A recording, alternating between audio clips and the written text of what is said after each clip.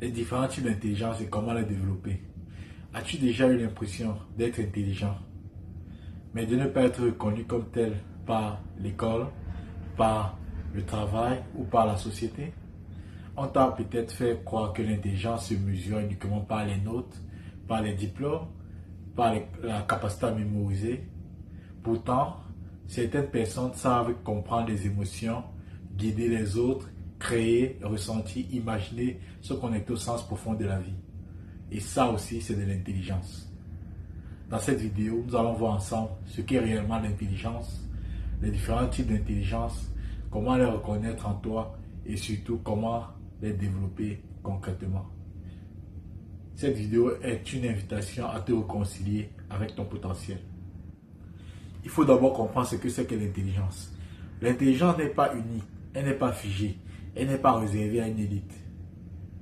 L'intelligence, c'est la capacité à comprendre une situation, s'adapter à son environnement, apprendre de l'expérience, créer des solutions, donner du sens à la vie. Chaque être humain possède toutes les formes d'intelligence, mais certaines sont plus développées que d'autres, selon l'éducation, la culture, l'environnement, les expériences de vie.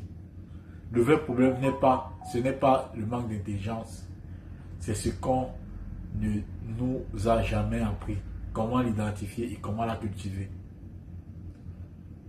Premièrement, l'intelligence logico-mathématique.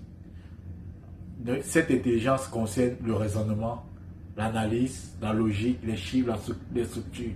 On la retrouve souvent chez les scientifiques, les ingénieurs, les analystes, les stratèges. Mais elle ne sert pas uniquement aux mathématiques.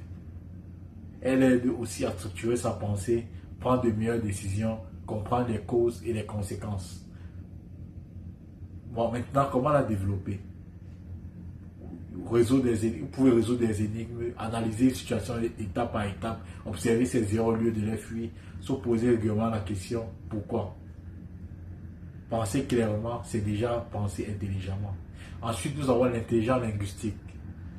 En fait, c'est l'intelligence des mots, du langage et de l'expression. Elle permet de communiquer clairement, transmettre des idées, influencer positivement, organiser sa pensée. Elle est très présente chez les enseignants, les orateurs, les écrivains, les communicateurs. Bon, maintenant, comment la développer? Lire régulièrement, écrire chaque jour, même quelques lignes, s'entraîner à expliquer simplement, enrichir son vocabulaire émotionnel. Celui qui sait nommer ce qu'il ressent commence à le maîtriser. Ensuite, nous avons l'intelligence visuospatiale. Cette intelligence permet de penser à l'image, visualiser, créer mentalement. On la retrouve chez les artistes, les designers, les visionnaires, mais aussi chez ceux qui rêvent beaucoup, imaginent facilement, voient des solutions avant les autres. Et maintenant, comment la développer? Dessiner sans chercher la perfection, utiliser des cartes mentales, visualiser ses objectifs chaque jour, observer consciemment les formes et les couleurs. Ce que tu peux voir intérieurement peut commencer à prendre forme extérieurement. Ensuite, nous avons l'intelligence musicale. C'est la sensibilité au son, au rythme, aux vibrations. Elle influence profondément les émotions, la concentration, l'état intérieur. Elle est très présente chez les musiciens, les chanteurs, les personnes hypersensibles au bruit. Bon, maintenant, comment la développer? Écouter la musique en pleine conscience, observer l'effet d'un son sur ton humeur, chanter, fredonner, créer des rythmes associés musique et méditation.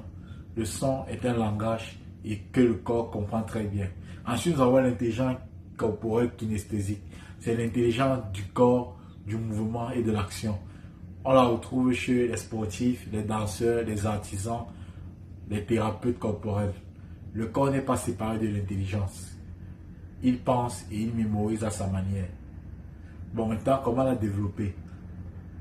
Bouger en pleine conscience, pratiquer du sport, danse, yoga et arts martiaux. Observer les tensions et sensations, apprendre en faisant, pas seulement en lisant. Le corps est souvent plus sage que le mental. Ensuite, nous avons l'intelligence interpersonnelle.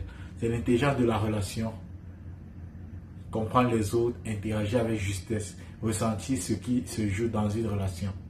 Très développé chez les leaders, les coachs, les éducateurs, les médiateurs. Elle permet de gérer les conflits, inspirer, collaborer efficacement. Bon, maintenant, comment la développer? Pratiquer l'écoute l'écoute active, observer sans jugement, poser des questions ouvertes, développer une empathie consciente. Savoir lire l'autre, c'est aussi se positionner soi-même. Ensuite, nous avons l'intelligence intrapersonnelle. C'est la capacité à se connaître soi-même, à reconnaître ses émotions, ses pensées, ses motivations profondes.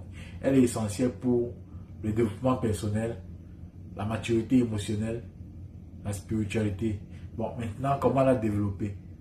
Méditation régulière, écriture et introspective, temps de solitude consciente, observation de ses réactions.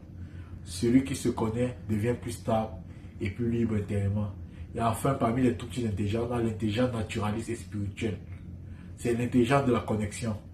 Connexion à la nature, au cycle de la vie, au sens profond de l'existence. Très présente dans les traditions ancestrales. Bon, maintenant, comment la développer? Passer du temps dans la nature, observer les saisons, pratiquer la gratitude, méditer sur le sens de la vie.